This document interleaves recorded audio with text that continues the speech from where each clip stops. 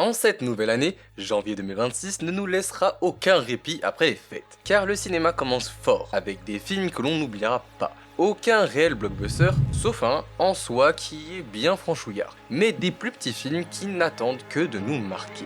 Vous avez tout dans la description. Cette fois, c'est les films dont j'ai entendu le plus d'attentes en 2025 que je vais partager. On commence avec une suite directe d'un film d'horreur sorti en 2025, 28 jours plus tard, Le Temple des Morts.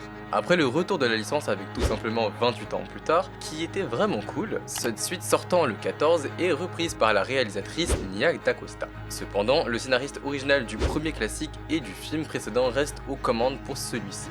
Avec un changement de point de vue, on reste sur les mêmes acteurs, Ralph Fiennes en Dr Ian Kelson et Alfie Williams en Spike. Le docteur Ian Kelson noue une relation aussi troublante qu'inattendue, dont les répercussions sont susceptibles de bouleverser notre monde tel que nous le connaissons. Pendant ce temps, le jeune Spike a rejoint Jimmy Crystal et son mystérieux culte. Au Temple des Morts, les infectés ne représentent plus la plus grande menace pour la survie de l'espèce humaine. C'est l'absence d'humanité des rescapés qui va se révéler être la menace la plus terrifiante et la plus dangereuse.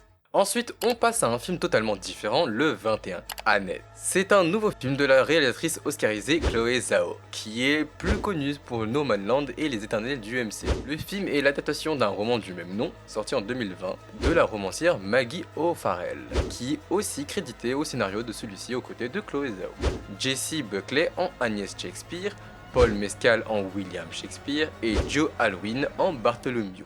En 1596, William Shakespeare et sa femme Agnès doivent faire face à la mort de leur fils Annette, à seulement 11 ans. Finalement, le 28, restons en France avec l'une des plus grosses attentes françaises du mois, Go. À la réalisation et en tant que co-scénariste, nous avons Yann Gozlan, plus récemment connu pour le film Boîte Noire. Les acteurs que nous retrouvons sont Pierre Ninet, Marion Barbeau et Anthony Bajon.